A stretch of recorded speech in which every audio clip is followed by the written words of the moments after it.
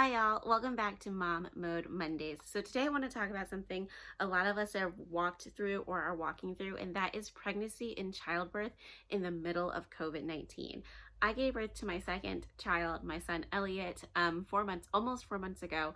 And so I spent all of my pregnancy living with COVID and the fact that COVID was in the world. So I want to talk a little bit about what it was like to be pregnant and to give birth during COVID, and then two, what I learned from my first pregnancy and childbirth that I brought to my second. So this video is all things baby. Welcome to Mom Mode Mondays.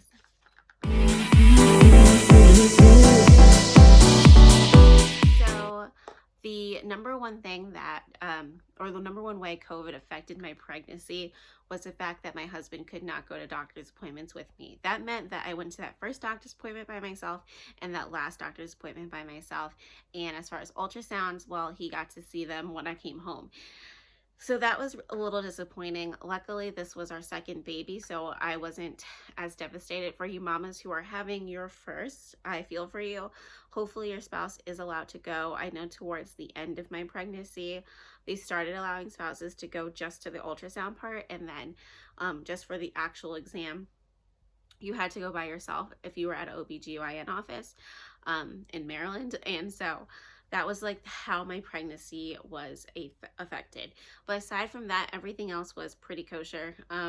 Nothing changed except for that I was just a little more cautious and like hyper vigilant when it came to washing and cleaning hands. But luckily it was still summer, so I was able to go and enjoy my summer. I did go to the lake. I did practice like social distancing, but I didn't like miss out on seeing people. I was just careful when it came to seeing people. Honestly, in my in my third trimester, I was diagnosed with gestational diabetes, and that affected my pregnancy way more than COVID ever did. The other thing that COVID did, or the only difference from my second pregnancy from my first in regards to COVID, was having to get a COVID test before I went into labor. And the way that worked was about a week before I was due, they had me go and get a COVID test and basically just quarantine and not see anyone. I got negative test, obviously. I was super careful, and that allowed me to go into the hospital, and they weren't really strict about me wearing my mask, because imagine wearing a mask in labor. I know it's like good for everyone. They wanted you to wear your mask, but they weren't, at least at my hospital, they weren't super strict with me about wearing it, and even with my husband about wearing it. We were lucky to just have kind of like relaxed staff, and we were fine not being masked the whole time, because wearing a mask in labor, no thank you. That's not a thing for me. So that's pretty much just how my pregnancy was affected. He couldn't come to appointments. You kind of just have to roll with the punches and accept that this is the way it is.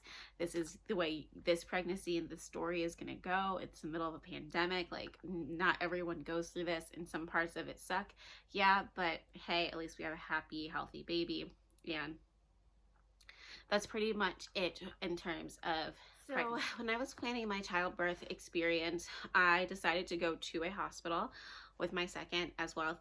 The same hospital I had with my first, because I just had an overall good experience, and it was good to know that like I knew they were taking measures to be safe. I just felt safest at a hospital. Well, not even safest, but it was just like a good option. However, because I did want to have a natural childbirth, I hired a doula, and I was really nervous that she was not going to be able to go to the hospital with me. So here's my advice: if you are somebody who, maybe this is your first baby, maybe this isn't, but for some reason you want to go to the hospital. If I have another baby, I don't think I will go to a hospital, but we did with Elliot. And my advice is, if you still want that natural childbirth experience, which I will explain with my childbirth later, get a doula. And if you're going to get a doula, make sure they're certified, because so at my hospital, I was allowed to have one support person, who was my husband, and my doula. So my mom wasn't able to be there, but because my doula was certified, she was able to come with us. She just had to wear a mask the whole time. So if you do want an extra support person, like a doula, just make sure they're certified. And for sure before you decide where you're going to birth, if that's an important part of like your birth plan and the way you want your birth to go, make sure that they will accept. I know that throughout my whole pregnancy, um, I asked my doctor every visit, so my husband can come to the delivery. Yes. Can my doula come? And even my circumstances were a little unique because of gestational diabetes. I really got to know some of the women in like the maternal fetal health area. So every day I was like, hey, so when I show up, can my doula come? And so check-in was really easy because it's like, hey, what's up, y'all? I'm here. So yes, if you want an extra support person, just make sure you have a certified doula, and hopefully you'll be able to bring them with you. So in terms of labor, delivery, and even birth and having the baby, COVID did not affect us except for, again, like the mask wearing. Here's what I will say about the mask wearing. I seemed a little dramatic because I didn't want to wear one in labor, because contractions or surges or whatever you want to call them, they're intense and you're trying to breathe through them. I will say that after you wear a mask for an hour or 2 hours, like you kind of forget that you're wearing it, and it wasn't that bad when I was wearing it. I didn't wear it the whole time though. You know, I was really focusing on breathing through my contractions, that I wasn't really focused on the mask. So if you think this is going to be absolutely terrible because I have to wear a mask, actually it's not. You're going to be okay. You think you can't do this, yeah, it's a little annoying, but you're going to be fine. In terms of baby care at my hospital, they don't take your baby away pretty much ever, except for with Elliot. The only time they took him out of our room was because he was getting circumcised. Had he been a girl, he would have never left my room. So that was the only, that was like kind of different from when I had Mia. After I gave birth to Mia, same hospital, eventually many hours later they gave her a bath. So I gave birth to her around 2 o'clock in the afternoon. She didn't get a bath until 10 o'clock that night, and they were like, oh, did she ever get a bath? And I was like, no. So if that, my hospital is really great in terms of like delayed cord clamping and all of like the happy natural mama stuff you might want. So she did end up leaving our room a couple of times in the hospital. They do like a hearing test. They took her to so she could get a bath, and I want to say those were the only 2 times I can remember her leaving our room. But with Elliot, the only time he left was when he got circumcised. They did the bath in my room. They did all of the testing in my room. Because I had gestational diabetes, I had to test his blood sugar every time I fed him. So they did everything in the room. So that's kind of good if you're somebody who does not want your baby to like leave your side, is that when you give birth, they're not going to. They are probably going to stay in that room because they want to limit your baby's exposure to other people as much as possible. So it's really just going to be whoever is your nurse and whatever specialist they might have come into your room. And so that was a good thing. So what did I pack in my hospital bag and compared to the 2 labors? Well, one is I had with my first a labor bag, and then like the rest of the stuff for after the baby was born, and my husband was able to leave it all in the car with the first, but with the second we weren't sure if we were going to be able to ever leave the hospital. So when we went to go check in, we brought everything with us. So policies and things changed so quickly. I remember that morning I had a doctor's appointment and was talking to my doctor about what was allowed, and by that afternoon some things had changed. So one, when I got to the hospital, they didn't want to let my doula in. However, we fought, we were able to get her through the doors. And 2, my husband was actually able to leave, but not during childbirth. So like after childbirth, he was going to be able to leave the room to go get stuff if he needed to go check on our first kid, Mia, if he wanted to. But during childbirth, like he could not leave.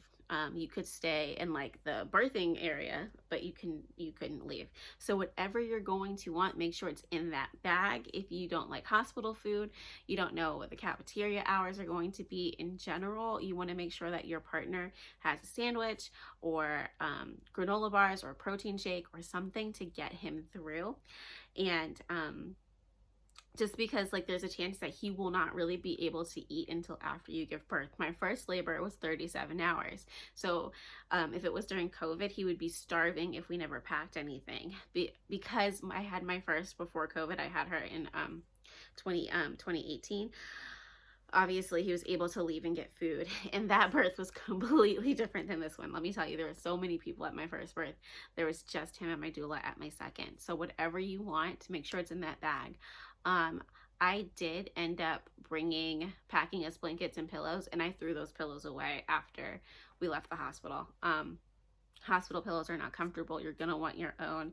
And once you get to that little room that you stay with your baby, your spouse is sleeping on like essentially a pull-out little couch lounge chair thingy, depending on where you give birth, and it's not comfortable.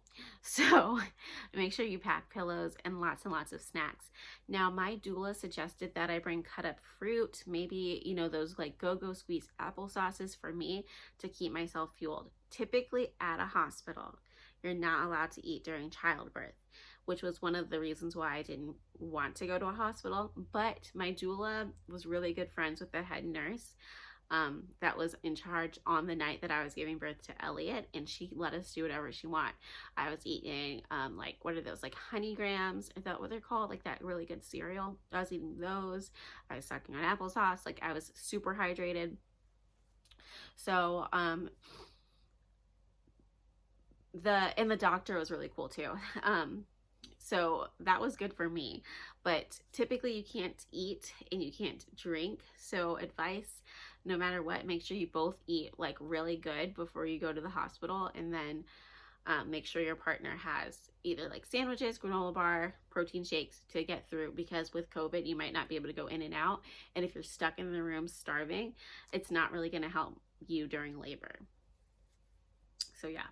So I just realized that I said that you can't eat or drink. That's incorrect. You can typically drink water or any kind of like clear fluid. With Mia, I had broth too, but you cannot eat. You can drink. In fact, they want you to stay hydrated with water.